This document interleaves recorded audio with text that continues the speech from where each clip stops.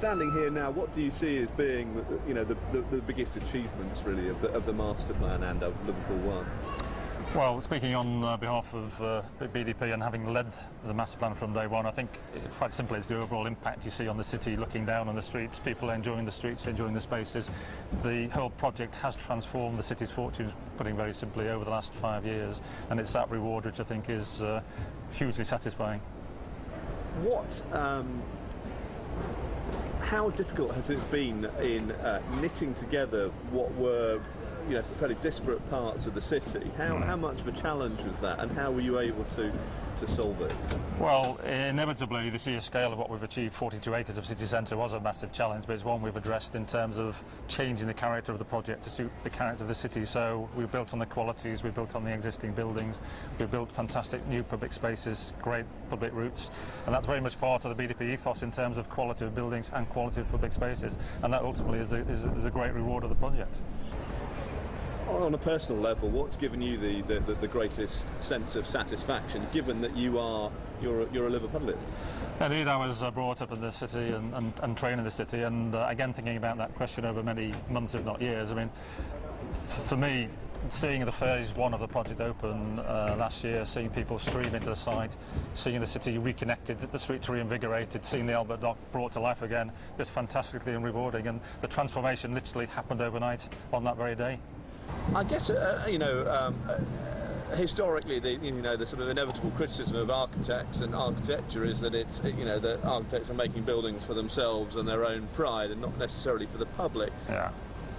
What do the public make of this, and how conscious were you of making this something that would appeal to the man on the street? Well, being someone who was brought in the city, knows the city pretty well, it's very much a sort of unification, if you like, of the project with the city as one single piece of city centre, one single piece of Liverpool. And from day one, the whole team, Grosvenor, the city BDP-led team, were absolutely adamant that would be the case. So the reward is really seeing the public's reaction to the spaces, to the buildings, and just quite frankly enjoying the streets and enjoying Liverpool ONE.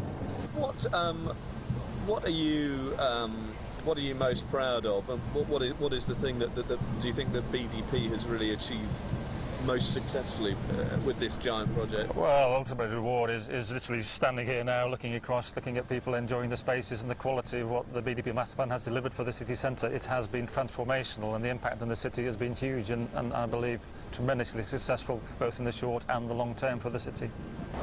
When it came to the master plan and the design, what was the philosophy of this area for the shoppers, and the visitors that come here?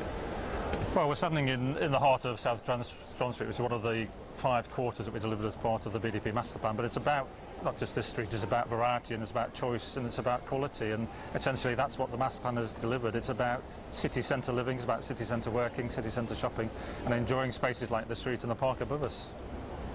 What impact has this had on Liverpool and indeed on Liverpudlians and perhaps their view of their city? Well, I think in one word I would say transformational. I mean, the BDP master plan has actually linked into the heart of the city. It's created connectivity not just to within the project itself, but across the Albert Dock, back into the existing business districts and High Street.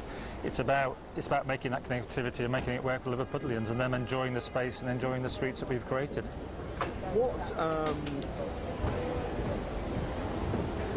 What have you sought to do with this project? Ultimately, what has been your principal goal that you wanted to achieve? I think the principal goal has to be said of the master plan is one of integration into the city fabric, something that was natural with the scene, natural with the grey, and natural with the city's quality. That's why we've created variety, surprise, great spaces, great buildings, ultimately through the master plan mechanism.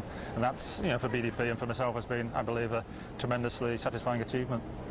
Your overriding philosophy was when you came to create the master plan? Well, it's ultimately about how we were going to recreate 42 acres of city centre and what quality we're going to bring to it. And I have to say, through the BDP master plan, looking at the variety, looking at the integration, looking at the range of buildings that we've created is ultimately what we were about, and the impact on the city and the impact on the Liverpudlians of visitors. So what did you want to create? When you sort of envisaged this, what did you want this space to be and to become? Well, this particular space, I have to say, is pretty well unique in Europe. It's trading on 2 levels, but surprise, surprise, it's actually got a 2-hectare park above it. So it's about variety, and this is about enjoying retailing and a space on 2 levels.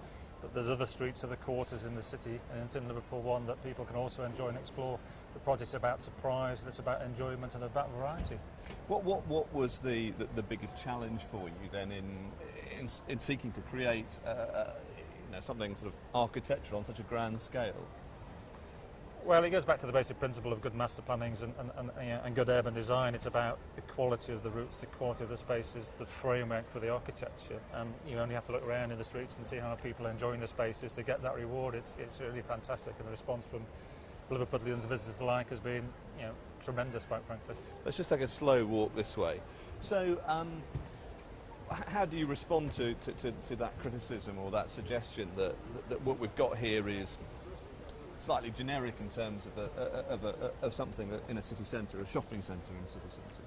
Well, clearly the whole approach from day one has been just to avoid that in terms of a typical malcontext. That, quite frankly, from Grosvenor's point of view, from the city's point of view, from BDP's point of view, just was not on the agenda. So we've tried to create, and we have created, I believe, a great variety, great experience as you walk through the streets, not just this street, but the other streets, the arcades, the other routes through the city and through Liverpool ONE. How conscious were you of whilst you're trying to improve the city centre, of maintaining a sense of its history and its fabric?